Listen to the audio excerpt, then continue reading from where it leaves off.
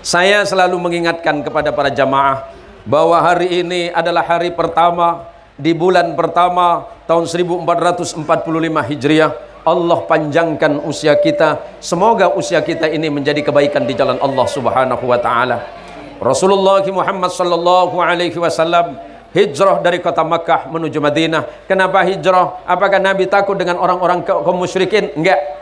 Nabi hanya khawatir terhadap keselamatan umat Islam masa itu. Sampai kemudian Allah menyebutkan di dalam Al-Quran, innal ladzina amanu walladzina hajaru wajahadu fi sabilillah ulaika yarjuna rahmatallah wallahu ghafurur rahim. Sesungguhnya orang-orang yang beriman kepada Allah, walladzina hajaru, dan mereka-mereka orang yang hijrah di jalan Allah, wajahadu, dan berjihad di jalan Allah. Tujuannya tidak ada lain, kata Allah, mereka berjihad di jalan Allah hanya mengharapkan rahmat Allah semata. Dan ketahuilah bahwa Allah adalah zat yang maha pengampun dan maha penyayang. Sahabat dan Rasulullah berangkat dari kota Makkah menuju Madinah. Setelah 13 tahun perjuangan dakwah Nabi di kota Makkah, mendapat ancaman yang luar biasa, intimidasi, boikot ekonomi, bahkan tidak sedikit di antara para sahabat itu yang meninggal karena perlakuan orang-orang musyrik masa itu. Setelah Allah memerintahkan Nabi untuk hijrah dan para sahabat dan kaum muslimin ke Madinah, Nabi disambut dengan sangat luar biasa di kota Madinah. Padahal masa itu Madinah yang paling banyak ada dua kelompok agama. Pertama Nasrani, dan yang kedua adalah kelompok Yahudi. Kelompok Nasrani itu yang paling besar namanya Bani Aus dan Khazraj, tapi mereka selalu ribut tentang persoalan-persoalan yang besar.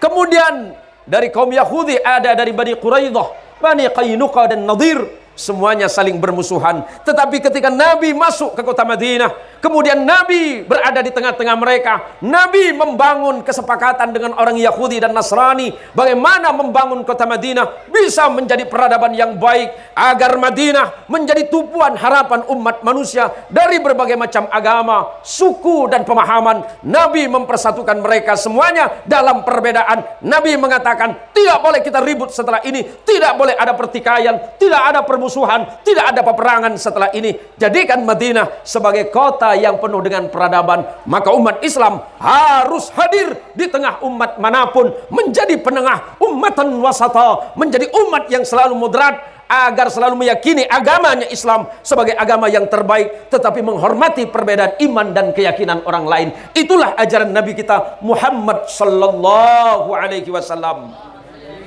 Allahumma sholli ala Muhammad. Nabi memang tidak pernah mempersoalkan hal-hal yang begituan.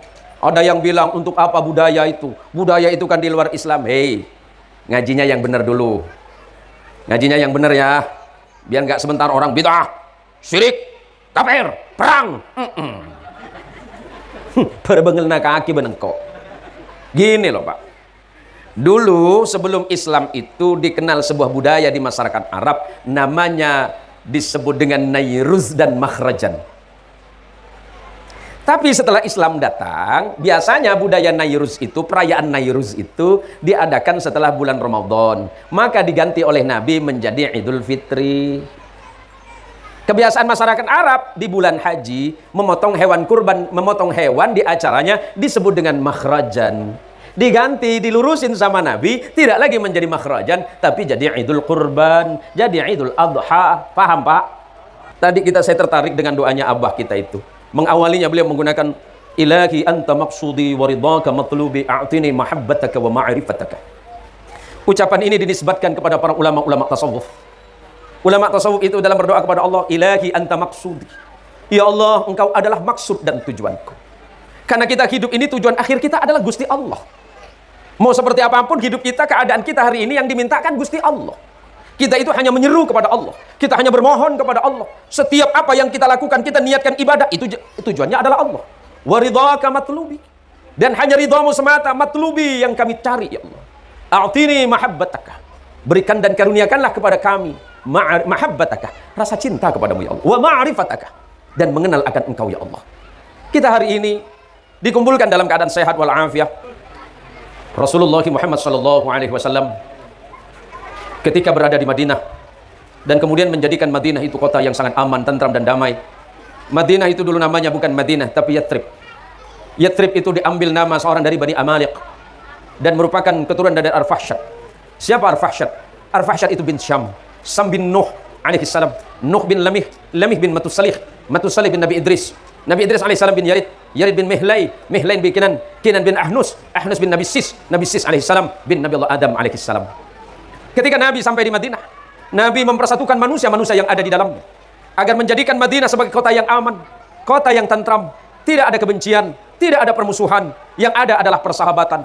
Ketika Nabi dan orang-orang yang di luar Islam mengadakan perjanjian yang kita kenal dengan perjanjian Madinah, di mana hak-hak orang Islam dijamin, hak orang Yahudi dijamin, hak orang Nasrani dijamin, dan hak-hak mereka penduduk Madinah semuanya dijamin dalam sebuah perjanjian, dan tidak boleh ada yang melanggar di dalamnya. Islam silakan menjalankan syariat Islam sesuai dengan hukum-hukum Quran dan hukum Rasulullah SAW.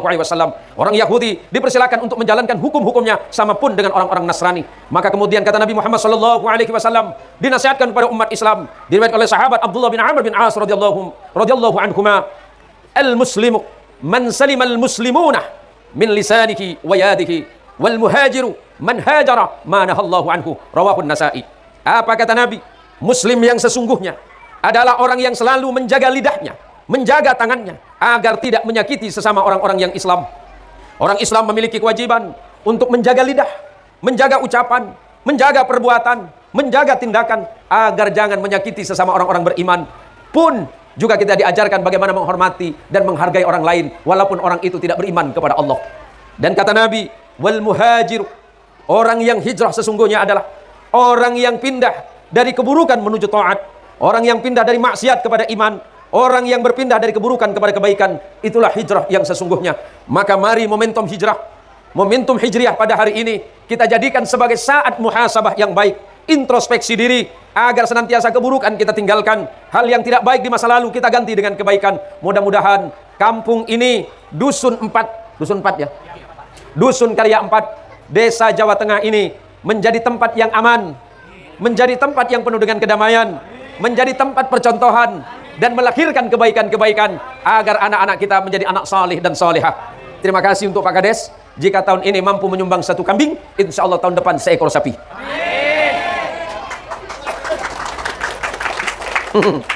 Ijak kelopain kok lah.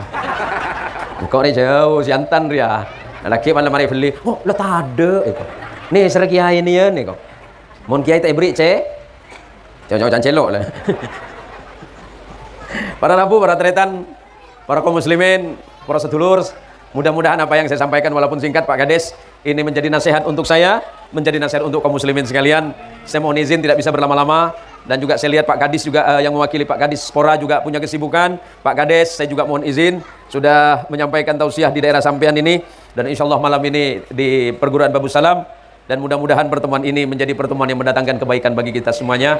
Kalau sampean ditanya apa dasar rokat kampung, rokat kampung itu berarti mendoakan kebaikan bagi kampung, mendoakan kebaikan bagi desa, kecamatan, kuburaya, Kalimantan Barat, bahkan keamanan bagi seluruh Indonesia.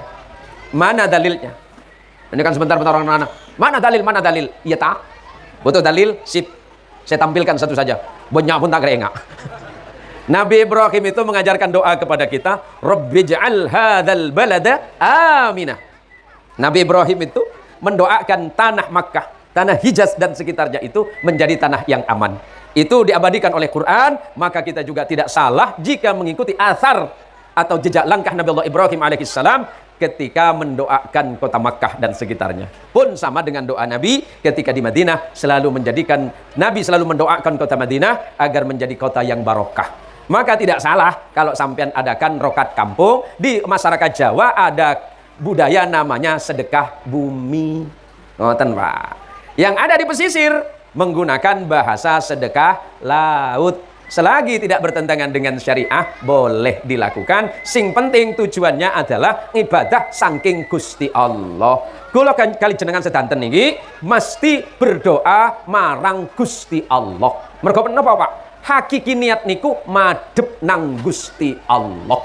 Setiap orang berdoa, pasti harapannya tidak ada lain mengharap kepada Allah Subhanahu wa Ta'ala. Mudah-mudahan ini manfaat, dan terima kasih serta mohon maaf jika apa yang saya sampaikan, Ustaz Janadi, mohon maaf jika apa yang saya sampaikan banyak silap, banyak salah, para kiai, para ustadz yang lain. Mudah-mudahan ini menjadi kebaikan bagi kita bersama, dan kepada seluruh panitia, mudah-mudahan acaranya diberikan kemudahan dan kelancaran oleh Allah Subhanahu wa Ta'ala. Hadanallahu wa iyyakum ajma'in, wallahul muwaffiq ila aqwamit thoriq. Langsung doa. Yang lain saja. Beda doa rokat kampung. Tak kok bulan tajin gila, Bu.